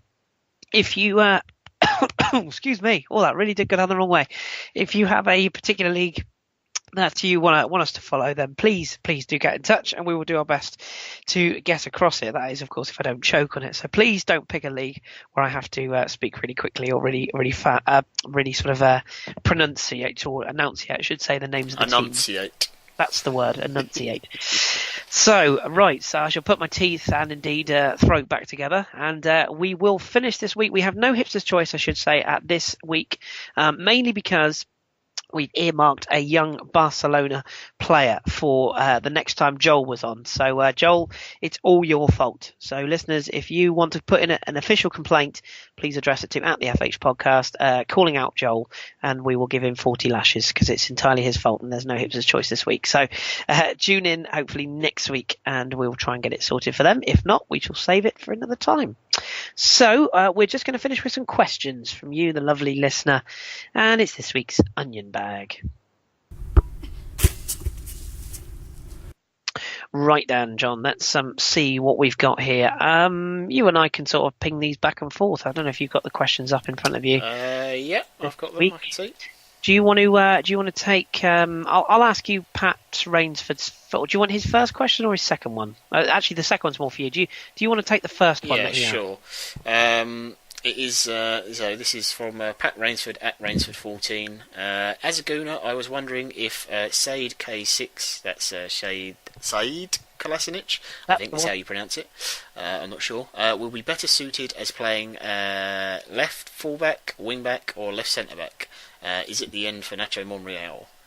Oh, that's quite a question, isn't it? Thank you, Pat. I don't think it's the end for Nacho Monreal because we've seen recent times that he's played one of the centre back roles in the back three, so he's a multifunctional player. I think the only way it's the end for Nacho is if Nacho himself chooses to move on, which I know there's been a lot of talk that he could maybe end up back in the in La Liga next season with someone like Bilbao, for example. There's a lot of talk that he might end up wanting to go back there. If he wants to go, then it could be. But no, I think so Kolasinac's signing. We should say it's not officially official, but it's pretty official, isn't it? I think there's a lot of sources out there today that have suggested that the deal has been done with the player and the club, and it's one of the... They can't announce until, I think it's June 1st, July, isn't it? 1st, or yeah, it's June or July, I think. June or July, yeah. At some point, it seems to be out there that it's pretty much a done deal. So some Arsenal fans have been underwhelmed because, of course, he doesn't cost £70 million, therefore he's not any good. That is a myth. He's a very, very talented left full-back, comfortable in a wing-back role or a standard left-back role. Drew will tell you he's big and strong. He's got a wand of a left foot. He's a very sort of clever footballer, even in the position he plays. Distributes the ball very well, good range of passing, and he has a bit of a ping on him as well. He has a few goals to his record. So, yeah, I think he's a player that excites me. I'm not going to lie. The idea of Ricardo Rodriguez, made me slightly more excited, shall we say? We'll leave that there. But no, I think so Kolasinac for the money that Arsenal are not going to have to pay for him potentially, and the fact that he can play in arguably three different positions, because he can play in a left midfield role, as Drew will tell you as well, but more at home and comfortable in that sort of wing back or left back role. So I think Arsenal got a good signing there, and from memory he's 23, 24 I think, so I might have to check that while I'm frantically searching around. But at that age, when you've got Nacho Monreal sort of at the twilight of his career, and you've got someone like Hector Bellerin who's still, was it Hector 21, 22 now? Yeah, something like that. You're essentially, with the Kolasinac signing, you're essentially saying that he's a future player. Yeah, so Kolasinac, 23 years of age. So you're essentially signing for not just the future, but the present. But you're looking at two ambitious fullbacks, I would say, for Arsenal, if you have the two in operation. And Hector Bellerin is 22. So yeah, you can arguably have a 22 and 23-year-old set of fullbacks, which shouts ambition to me. Heaven forbid at Arsenal. But yeah, I think it's a very good signing, and no, I think you'll see Nacho stick around for a little while yet. So yes, a very, very good signing, I think. Let's give you Pat's next question then, shall we, while we're on the subject of Pat.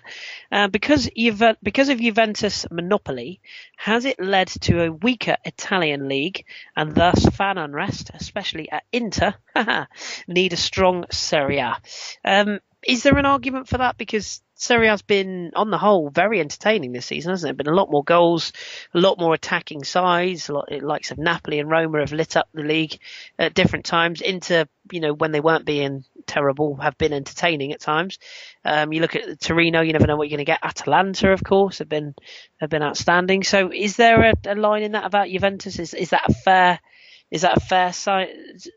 Is it a fair reflection on how things are? I mean, they've obviously been the best team in the league for the last 5 years, and you would say it'll end up being 6 because there's no doubt they'll win the league and it'll win the 6th title, which is amazing. The league itself has suffered because partly down to poor investment from owners. The big money in other leagues, in particular the Premier League, has made it harder for SerieA clubs to attract the top names like they used to do. As for the fan unrest, at some clubs it's down to, so for example, if you look at Roma and Lazio, the fan unrest is down to the restrictions they're putting in at the stadium, where they have separated the curvers from the rest, the stands and the away fans, so they're segregated, which is why they've stopped going. A lot of other stadiums aren't full because there's really, really high unemployment rate, especially in young and sort of in the youth ranks, in the youth of Italy.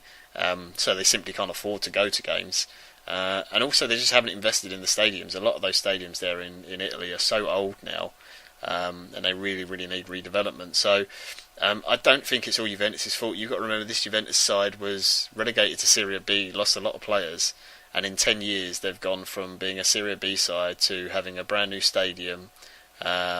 Being able to buy players for 80-90 million euros, making serious profit and being one of the best sides in Europe. So, they've just been run extremely, extremely well. It's very impressive. The hope with the investment that you've got in Inter and at AC Milan from the Chinese investors is that pushes them on and makes them better. I think Roma have actually probably done better than people have given them credit for, because if you look at the size of their squad, it's extremely small, even compared to Napoli's. If you take out Strootman or De Rossi from Roma's midfield, they really don't have anyone to replace them, whereas Napoli arguably have 6-7 starters just for midfield alone. So I think it's a more competitive league than people think. I know people will say, Juventus maybe take their eye off the ball a little bit in the Roma game, but you see how it's only 4 points. Yeah, I still think Juventus will win it, but I think it's harder to do. It's harder to compete in than people maybe say, but they've just been so well run. At board level, look at the free signings they've made, like Dani Alves, Patrice Evra, Sami Khedira, they got for free, Kingsley Coman, Paul Pogba, all these players. It's unbelievable. And then also that their manager recruitment as well has been some of the best, not just in Italy but in Europe. So I hope for next season that, obviously Inter do better and improve, and not just Inter but other teams as well, to push Juventus a little bit more. But if anything, I think if you do that, you'll just make them stronger, to be honest. So I'm not necessarily sure I agree it's a monopoly. It may be the same way that you might look at the Bundesliga with Bayern not being pushed so much. But again, that's another league that, with the likes of RB Leipzig and hopefully Dortmund improving next year, they'll have more competition. Even LaLiga as well, with the 3. Well, arguably it's the 2+1, isn't it? But the monopoly in that league as well is similar, even if it might be more competitive than many think. So yeah, it's a bit of a tough one. Okay. Do you want to take PG Nez's next question from me? Christophe Gaultier, who we talked about earlier, is leaving Saint-Etienne. What is next for him, and who should replace him?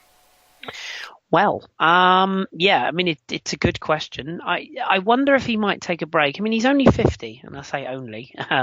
I think, I suppose when we're all going to get to 50, we'd probably quite like a little bit of a break. But no, he is only sort of a younger-esque coach.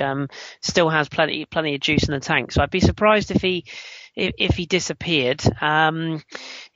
It's weird. I would have actually said Lorient would be a good fit for him, but as I say, on the news today that we broke earlier on in the podcast, that, well, I say we didn't break it, so we just reported on it, but there is a lot of talk that Frédéric Holst, who's the former Montpellier coach, who was removed from his job last year, is going to be the next Lorient coach. So if that is the case, he'll be in the hot seat. So Gaultier, I don't know. I mean, it's very, very hard to know what sort of club suits him. I can't imagine him managing outside of France. Saint Etienne was basically cut in his image. I genuinely can't. I'm looking at the Ligue 1 sides at the moment, and when you look at most of the teams have got managers, he's certainly not going to get a top job. So you can rule out Monaco, PSG. There is a lot of talk actually, and I might get your thoughts on this in a separate question, but a lot of talk about the the Borussia Dortmund job, which I'll come on to. Yeah, I think I'll come on to that in a second. I might ask you about that, but could he maybe take over at Nice if they don't have a manager, which I'll touch on. But yeah, I mean, I don't know. I don't know where he could manage. Maybe he might want to drop down the league, perhaps, maybe and sort of manage a lower end club. But most of them have got managers. I think Lille would have been a fairly decent fit, but obviously we know who's coming in there, don't we? So yeah, I can't see where he's going to fit. If I had to put money on it, I think he'll probably spend the summer out of work. I think he'll probably spend the next maybe 6 months recharging his batteries, and then when we get to sort of December/January of next season, and there's the inevitable club down the bottom who shouldn't be, in he comes. That will be my anticipation. Yeah. Or he could go up maybe to an upstairs role with someone because he's got a wealth of experience. So, but who knows? He may well patch up in the Premier League. Who knows? I mean, there's a lot of teams going to be looking for work, and what hasn't worked for Jacques Santini may well work for someone else. So sort of not linked in with that, but another sort of related note. Pigeon has also asked talks of Jardim leaving Monaco. He's been linked with just about every top job that may be available in the summer. The ones we do know, obviously, is Barcelona, things like that. But I think there's been reports about someone else coming in there now, but possibly Juventus if Allegri leaves, and maybe Arsenal if Arsene Wenger leaves, and so on and so forth. And Lucien Favre from Nice is being talked up as his replacement. Yes. So part one of the question is, will Favre be strengthening or rebuilding a squad? I think I can guess the answer to that. But I guess part two, going back to the original question, would Gaultier fit in at Nice? Yeah, I mean, that's to say, that's kind of what we were hinting at there, wasn't it? And obviously part of PG's question was who could replace him at St Etienne. I think that's going to be the harder task for St Etienne. Who do you get in to replace him? Because he's been so synonymous with that club. Ironically, a manager like Arsene Wenger would probably be quite perfect. A manager sort of, who's used to commitment of being at a club for long term, and arguably takes on certain players. So, but I can't see that happening. So it's probably going to rule that one out. So I don't know who's going to come in at St Etienne is the first part to that question. But as regards the second question, I mean, talks of Jardim leaving Monaco, I don't think Leonardo Jardim will leave Monaco this summer. I think the only way he leaves Monaco this summer is if they actually sell all of these big name players, which I'd be amazed. I mean, we all know that Kylian Mbappe is attracting a lot of attention. Real Madrid have had apparently an £80 million plus add-ons bid turned down already. Manchester United have sniffed as well. So we know that Kylian Mbappe is turning heads, absolutely. But if he goes, I still think he'll stick around. If they sell Bernardo Silva as well, and Bakayoko and the fullbacks, maybe the goalkeeper, maybe then Jardim might turn around and go, actually, I quite fancy another test at the club. I think it's more likely that Lucien Favre goes to Borussia Dortmund to replace Thomas Tuchel, which it seems like that relationship is broken. I'll get your thoughts on that in a second, actually. But I think if Favre goes, I mean, again, Gaultier, yes, in principle, yes, but I'm not sure it would excite Nice. You've seen what Lucien Favre can do at Gladbach. Yeah.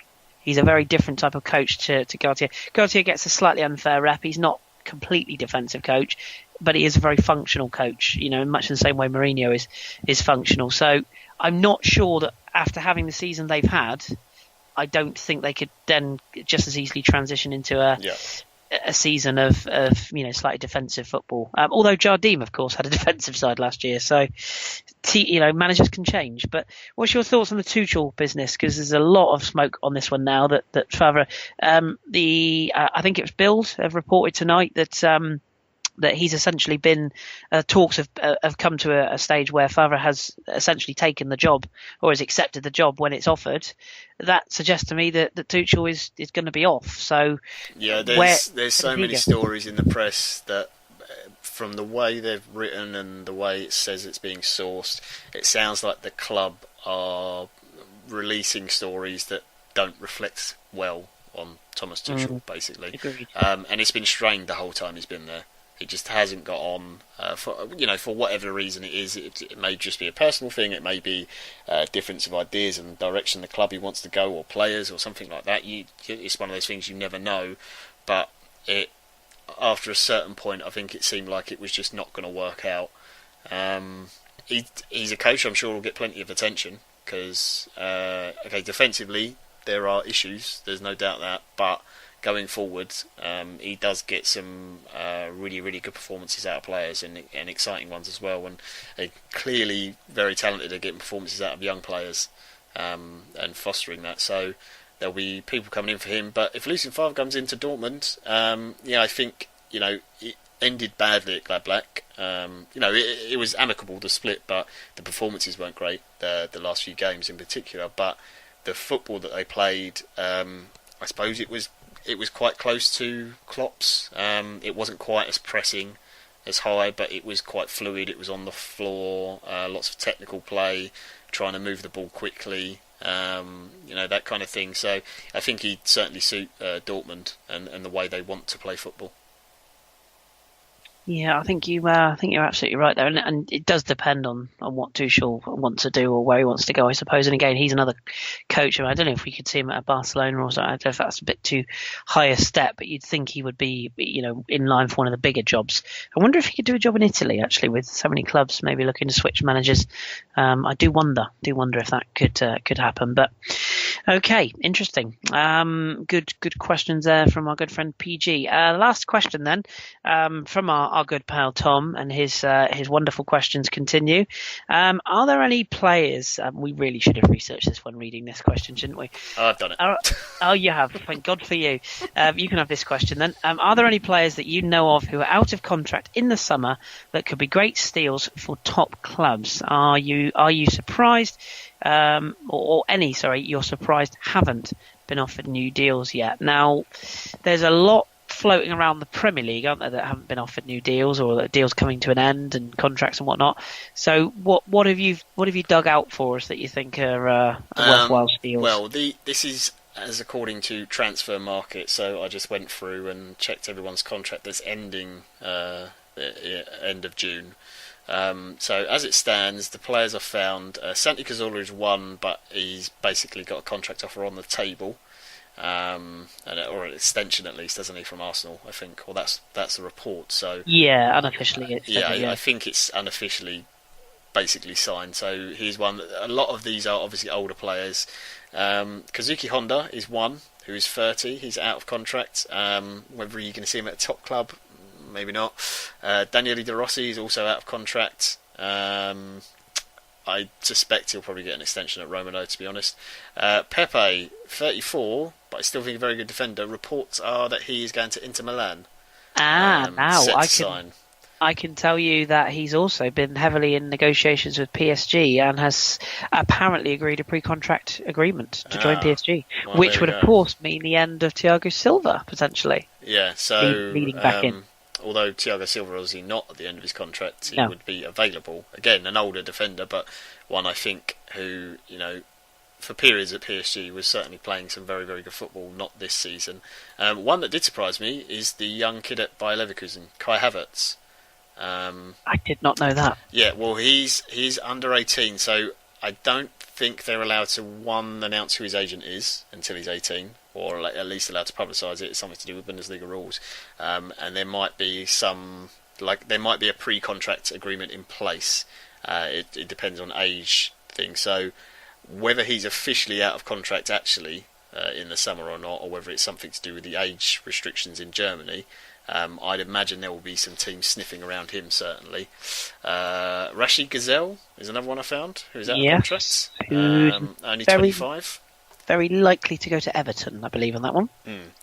So, I mean, in terms of top players, there wasn't really ones that I would see going to, like Champions League level clubs. It's not like, where Dani Alves obviously went to Juventus, things like that. Paul Pogba, young talent going to a big team or anything. So there wasn't any other big names. The only other sort of notable names I thought who are decent players who I'm surprised are going to be out of contract. Adrian, the goalkeeper from West Ham, who I've always thought is actually a very good player. Or certainly whenever Arsenal played against him, he always made some amazing saves. And he's only 30 years old, so maybe a trip back to Spain if there's a club looking for him. Balotelli, obviously, is the biggest name out of all of them. His contract is up, so where he will be, I have no idea. Any guesses, Chris?